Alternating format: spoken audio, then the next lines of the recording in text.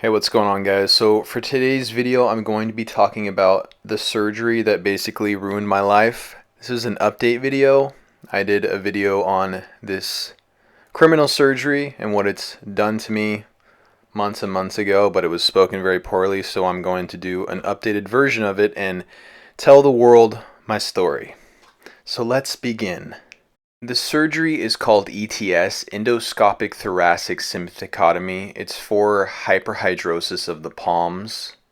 Growing up most of my life, I always had an issue with constantly clammy and sweaty hands, to the point to where even when I'd be writing on paper in school, my paper would get like wet. So it was not a fun thing to have. But I still, at the time, was a 4.0 honor student. Very athletic, basically able to live my life, but I had clammy hands all the time, which affected me psychologically and wasn't fun, especially when I was a teenager, as you can imagine. So I heard or saw ads somewhere for the ETS surgery, and I was like, oh, that sounds like it's for me. It's gonna, save me from my inconvenience and the pain that I have to live with because I have sweaty palms. But little did I know, sweaty palms is 0.0000000000001% of the pain that I live with now. So I had one 15-minute appointment or 20-minute appointment with the doctor or the surgeon that performs the surgeries, and he put this stuff on my hands, asked me like, oh, do you hold hands at church? Do you hold hands with people here? Like, because to get the insurance to prove it. So in a matter of 15 minutes, he already was set on obviously doing the surgery for me in the first place because of the incentive of money, right? So meet the guy, 15 minutes, boom, surgery is already set and planned.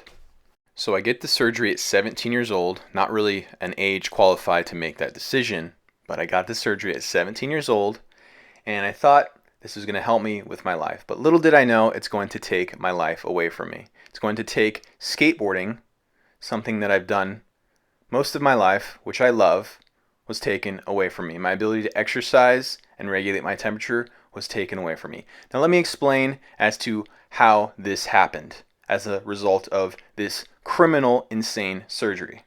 So what they do is they go in and cut the T1 and T2 nerves in your sympathetic nervous system, basically the nerves that run on the outside of your spine. So basically a form of spinal surgery.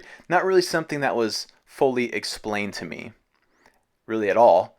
The side effects were very minimal. The only other side effects you could have is really compensatory sweating, and I already had sweating on other parts of my body which were somewhat normal. I thought, okay, I already sweat because I skateboard and exercise a lot, like on other parts of my body, so I didn't think anything of the compensatory sweating. So this is a thermal image of somebody who's had the surgery. Everything above the point of incision produces no sweat at all and cannot cool itself down at all. My head constantly feels like it's on fire. 80-degree weather, I can't even be in direct sunlight.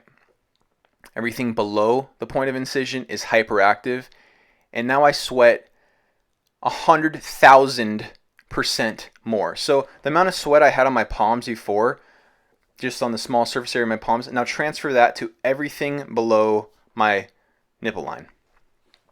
Imagine being in a sauna for 12 hours a day for years and years and years and years. Imagine what that would do to your overall health. Imagine what that would do to your overall energy levels. I specifically remember on senior year, closely after getting the surgery, going back to my car on a hot day, going into my car and feeling like I was going to pass out, and remembering I've never felt this hot before in my entire life. And I didn't consciously realize what was going on. I had no clue that it was related to the surgery that I got that I thought was going to help save my life. And slowly, after a period of like a year and a half, I lost my ability to skateboard entirely because I would become so fatigued to the point of being dizzy from skateboarding. Because I would lose so much fluid on the lower parts of my body because my head was unable to cool itself down. So I lost skateboarding. Something I invested years and years and years and years into developing my skill. And all of my friends were all skateboarders. So all of my friends and all of those relationships fell away. thanks to this surgery. So it took me a while to come to grips as to what was happening to me, but what helped me come to grips with it is I started to do some research, and I found that there was entire forums full of people dedicated to the banning of this surgery. NoETS.com. No ETS, what do you think that means? ETS and Reversals discussion forum full of nightmare stories and horror stories that people are living with. People on here are affected to varying degrees, and my theory is that the more active you are at the point of surgery, for me, I was very, very active. I would skateboard hours and hours and hours a day. So that amount of activity combined with the dysfunction in my sympathetic nervous system to where my body could not effectively cool my head, my brain, my muscles, my tissues, my entire body. That process combined with intense physical activity led to a very catabolic effect on the entire body.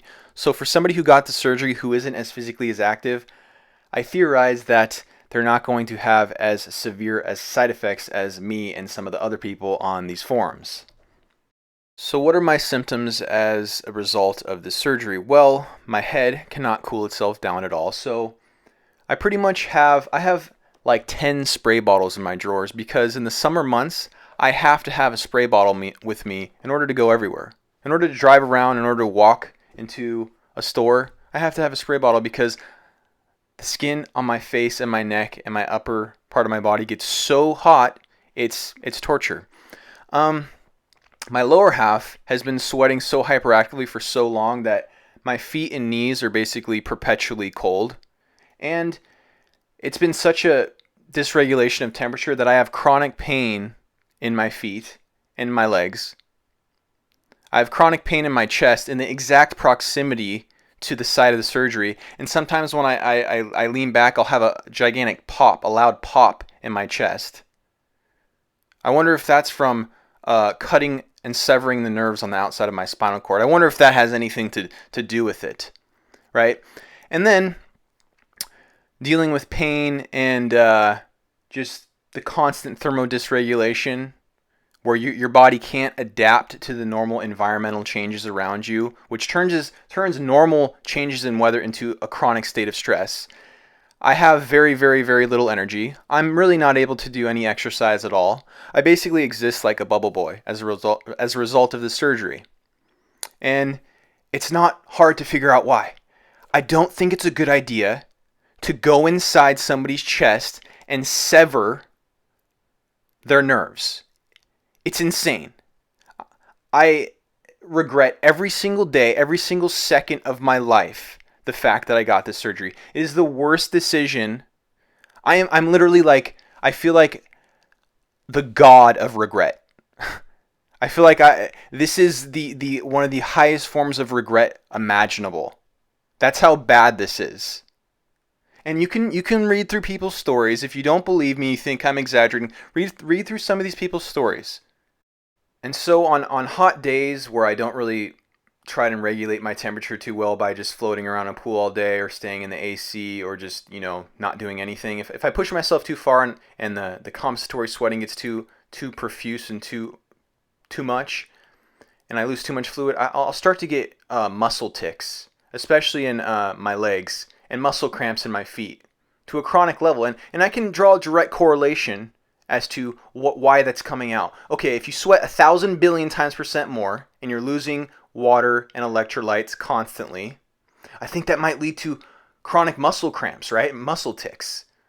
Oh, was that part of the side effects? Oh, you're going to lose your ability to exercise. You're going to have chronic muscle tics. You're going to have chronic pain. Would anybody in their right fucking mind ever sign up for a surgery if that was told to you where you sign?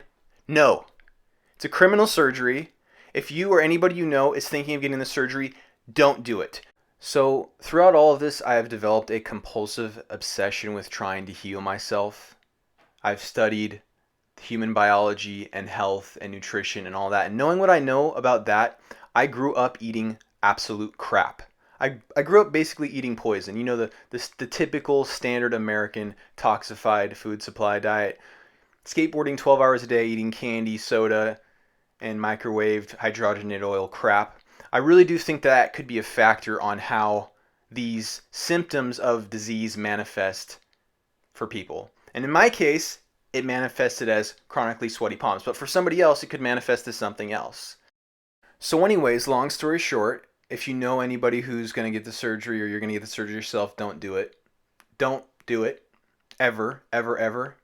And if you're having other chronic health problems, address your lifestyle and your diet over a long period of time, and stop participating in the toxified Western medical FDA, Western medical establishment butcher system, because that's really, let's just be real.